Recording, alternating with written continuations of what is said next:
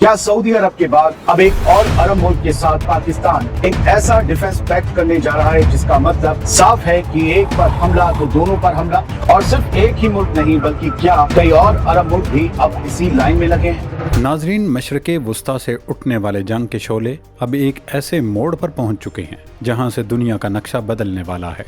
America और Iran की बराह रास्त जंग में अब पाकिस्तान की एंट्री हो चुकी है, लेकिन ठहरिए, अब की बार पाकिस्तान की एंट्री माजी की तरह किसी जंग को रोकने, रिवायती सिफारतकारी करने या किसी तीसरे फरीक के तौर पर सालिसी करवाने के लिए नहीं है।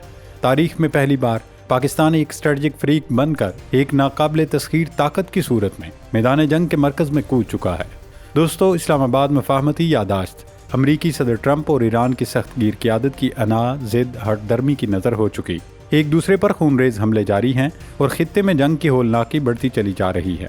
अमरीकी हमलों के जवाब में ईरान की जानिब से मुसलसल खलीजी और अरब ममालिक को निशाना बनाया जा रहा है, और इसी संगीन सूरत हाल के दौरान दुनिया ने वो मंजर देखा जिसने मगरबी ताकतों के ऐवानों में जलजला बर्पा कर दिया। सऊदी अरब के बाद अब खलीज के एक और अहम मुल्क कुवैत ने भी पाकिस्तान की तरफ देखना शुरू कर दिया है और पाकिस्तान से बाकायदा मदद मांग ली है कि हमें ईरान के मिसाइल और ड्रोन हमलों से बचाया जाए। गैर मुल्की खबर एजेंसी रॉयटर्स ने भांडा फोड़ दिया है कि कुवैत भी पाकिस्तान के साथ दिफाई मुआहदा करने जा रहा है और दोनों मुल्कों में इस मुआहदे के इब्तदाई नुकात या फ्रेमवर्क पर इत्तफाक हो गया है। कुवैत भी सऊदी अरब की तर्ज पर पाकिस्तान के साथ एक तारीखी और बड़ा दिफाई मुआहदा करने जा रहा है। यहाँ ये याद रखने वाली बात है कि ये वही पाकिस्तान है जिसने कुछ अर्सा कबल सऊदी अरब के मामले पर तेहरान को एक वाज़ेह और दो टोक पैगाम दिया था कि सऊदी अरब पाकिस्तान की रेड लाइन है, इसकी तरफ बढ़ने वाला हर हाथ काट दिया जाएगा। और पाकिस्तान के इस दो टोक मौक़िफ़ का असर ये हुआ कि ईरान की जानिब से सऊदी अरब पर मिसाइल दागने का सिलसिला थम गया। अब यही तारीख कुवैत में दोहराई जाने वाली है। यकीनन ये पाकिस्तान के लिए एक इंतहाई नाजुक और मुश्किल सूरत हाल है, क्योंकि एक तरफ हमारा हमसाया मुल्क ईरान है जिसके साथ हम ताल्लुकात ख़राब नहीं करना चाहते, दूसरी तरफ बरादर इस्लामी मुल्क कुवैत है। लेकिन पाकिस्तान की अस्करी और सियासी क़यादत का ये बहुत बड़ी कामयाबी है कि दुनिया आज पाकिस्तान को खित्ते में अमन और सलामती का वाहिद ज़ामिन तस्लीम कर रही है। दोस्तों, कुवैत और पाकिस्तान का ये मुमकिन दिफाई मुआहदा दरअसल मशरक़े वुस्ता से अमेरिका का बोरिया बिस्तर गोल करने और लपेटने के सिलसिले की पहली ईंट साबित होगा। अरब मुल्कों को अब ये सच्चाई अच्छी तरह समझ आ चुकी है कि पिछले 30 साल से सिक्योरिटी के नाम पर जो अरबों डॉलर्स उन्होंने अमेरिका को बत्तानुमा टैक्स की सूरत में दिए, वह सब डॉलर एक तरह उन्होंने अंधे कुएं में फेंक दिए, जिसका उन्हें कोई फ़ायदा नहीं मिला। क्योंकि जब मुश्किल वक्त आया तो अमेरिका ने साबित किया कि वो सिर्फ़ और सिर्फ अपने और इसराइल के मफादात का तहफ़्फ़ुज़ करता है। उसे अरबों की खुद मुख्तारी, उनकी सलामती और सालमियत की कोई परवाह नहीं। यही वजह है कि अरब ममालिक अब वाशिंगटन की बजाय इस्लामाबाद की तरफ देख रहे हैं। पहले सऊदी अरब, अब कुवैत। दिफाई माहिरीन और तज्ज़ियाकारों का कहना है कि आहिस्ता आहिस्ता मशरक़े वुस्ता के दीगर ममालिक भी पाकिस्तान की छतरी तले आएंगे, क्योंकि पाकिस्तान दुनिया का वो वाहिद इस्लामी एटमी ताकत है जिसकी फ़ौज का लोहा पूरी दुनिया मानती है। और मार्का हक में पाक फ़ौज अपनी सलाहियतें मनवा चुकी है, दुनिया को दिखा चुकी है कि कैसे महदूद वसाइल और हथियारों के बावजूद जज्बा शहादत से सरशार अल्लाह के शेरों ने अपने से कई गुना बड़े दुश्मन को नाकों चने चबवाए। दोस्तों, अब देखना ये है कि क्या पाकिस्तान और कुवैत इस जंग के दौरान ही दिफाई मुआहदा करते हैं। इस मामले पर ईरान का रद्द-ए-अमल क्या होगा? क्या पाकिस्तान ईरान के साथ अपने बरादराना पड़ोसी ताल्लुकात को मुतासिर किए बगैर कुवैत और सऊदी अरब को वो दिफाई ज़मानत फराहम कर पाएगा जिसकी उन्हें उम्मीद है? क्या अमेरिका मशरक़े वुस्ता में पाकिस्तान का बढ़ता असर व रसूख तस्लीम करेगा, क्योंकि उससे अमरीकी उजारादारी को संगीन खतरात लाहक होंगे। और सबसे अहम और मिलियन डॉलर सवाल ये है कि क्या पाकिस्तान इस वक्त मशरक़े वुस्ता में एक नए ब्लॉक की बुनियाद रखने जा रहा है जिसकी कमांड पाकिस्तान के हाथ में होगी? इन तमाम सवालों पर इस वीडियो में तफसीली डिस्कशन करेंगे, लिहाजा आप खोजी टीवी के साथ जुड़े रहें। नाजरीन, पहले आप ये खबर देखें जिसमें गैर मुल्की खबर एजेंसी रॉयटर्स ने यह दावा किया है कि पाकिस्तान तवानाई के शोबे में तावन और सरमायाकारी के बदले कुवैत के साथ एक तोसीशुदा दिफाई मुआहदे पर मुज़ाकरात कर रहा है। लेकिन दिलचस्प बात यह है कि अब तक की सारी पेशरफ्त पर ISPR ने कोई रद्द-ए-अमल दिया है, न कुवैत की जानिब से इस खबर की तस्दीक या तरदीद की गई है। और तो और पाकिस्तान में कायम नाम नेहाद हाइब्रिड रजीम में जो शहबाज शरीफ ने वज़ीरों का जुमा बाजार लगा रखा है, उन वज़ीरों ने भी इस सारे मामले पर अभी तक लबकुशाई नहीं की। वरना वज़ीर दिफा ख्वाजा आसिफ को तो अपनी ज़ुबान और ट्विटर अकाउंट पर ज़रा सा भी कंट्रोल नहीं है। वो हर मामले पर लबकुशाई करना और बयान दागना अपनी जिम्मेदारी समझते हैं, लेकिन हर तरफ छाई खामोशी और पुरस्रारियत बता रही है कि कुछ न कुछ खिचड़ी ज़रूर पक रही है। روئٹرز نے البتہ اپنی خبر میں یہ دعویٰ ضرور کیا ہے کہ پاکستان اور کویت کے درمیان جاری مذاکرات سے آگاہی رکھنے والے 5 ذرائع یعنی 5 لوگوں کا یہ کہنا ہے کہ فی الحال بات چیت ابتدائی مرحلے میں ہے۔ امریکہ اور ایران کے درمیان بڑھتی ہوئی کشیدگی ان مذاکرات کو مزید پیچیدہ بنا سکتی ہے۔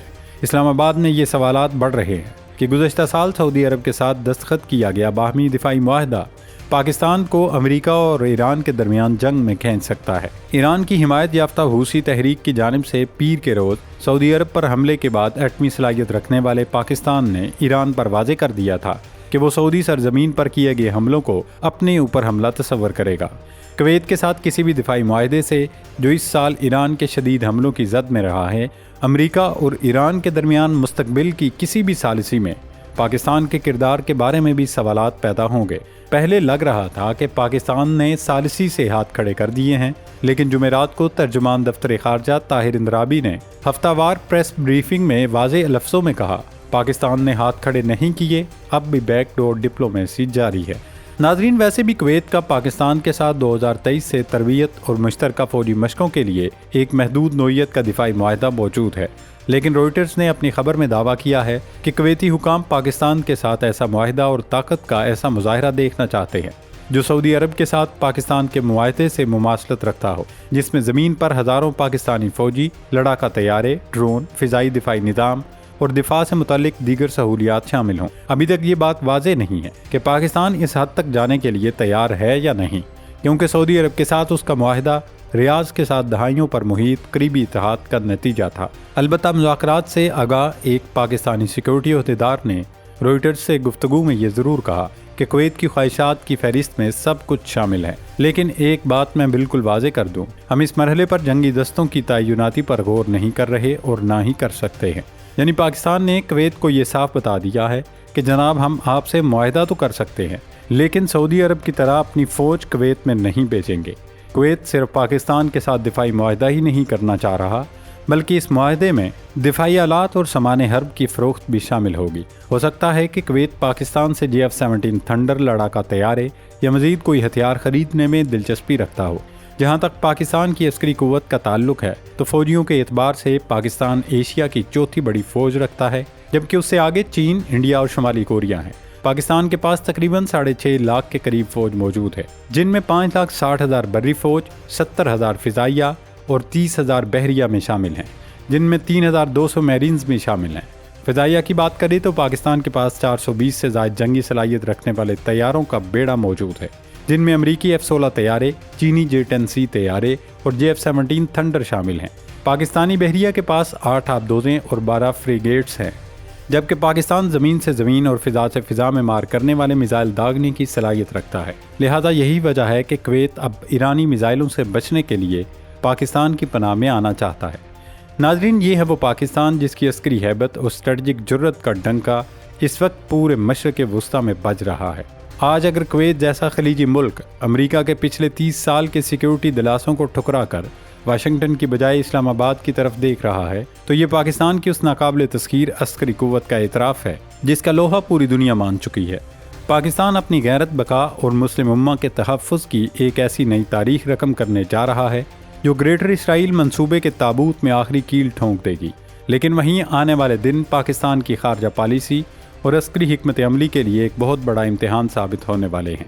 ایک طرف ہمسایہ ملک ایران کے ساتھ برادرانہ تعلقات کو قائم رکھنے کا چیلنج ہے، اور دوسری طرف کٹھن وقت میں ہماری طرف امید سے دیکھنے والے برادر خلیجی ملک کی حفاظت کا امتحان۔ کیا پاکستان اپنی بیک ڈور ڈپلومیسی اور معجزاتی سفارتکاری کے ذریعے خطے کو اس ہولناک تباہی سے بچا پائے گا؟ اور کیا پاکستان کو کویت کے ساتھ یہ دفاعی معاہدہ فائنل کر لینا چاہیے؟ کمنٹ سیکشن میں اپنی رائے کا اظہار ضرور کیجیے۔ اللہ رب العزت پاکستان سمیت پوری اسلامی دنیا کی حفاظت فرمائے اور ہم سب کا حامی و ناصر ہو۔ پاکستان زندہ باد۔